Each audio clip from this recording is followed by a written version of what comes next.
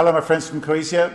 Supporting, that was our last section, and although it was the smallest one, I think it is the one which contains all of our skills relating, discovering, navigating.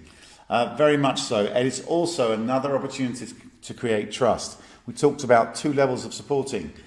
The dissatisfaction episodes after implementation. How do we deal with that? If we deal with that well, then we're going to gain more trust. Each barrier is an opportunity to create more trust. Supporting is one of the biggest examples of that. The other area of no satisfaction is in that moment where the customer is very exposed and very vulnerable, which is when they have just agreed and they've just signed the contract. If we can be really present and help them over that line, the trust is going to be really, that's going to remain with them. It's going to anchor them in our relationship. So we looked at a concept called the zone of indifference, and we said that the zone of indifference is often unconscious. We don't know that the customer is in a zone of indifference with us. We only know when the customer calls up, as one of the examples said, where they said that the customer said, yeah, we switched suppliers from you to somebody else because a cold caller called, they were very good, and they called at just the right moment. That means there was indifference. So it's being aware of this that helps us to stay away from it. How can we do that? We talked about 4 proactive interactions, 4 proactive questions, answering these 4 questions proactively. How would you and the customer define an enhanced relationship? What must you do to enhance that relationship? What must you do to make it happen? What does a good enhanced relationship look like, sound like, feel like? What might the customer be concerned about immediately after agreeing for your recommendation? Reinforce the decision.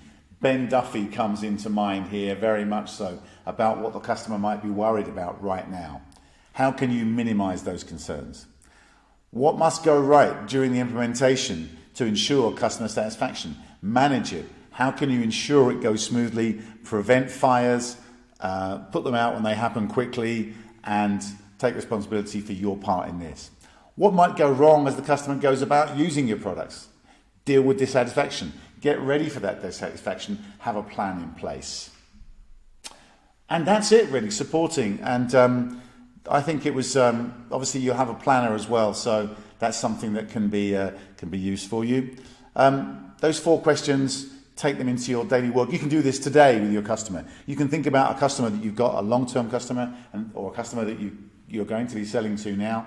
Think about this. How are you going to enhance a relationship, reinforce decisions, manage implementation, and deal with dissatisfaction? Nothing else. Thank you so much. Keep going on the platform.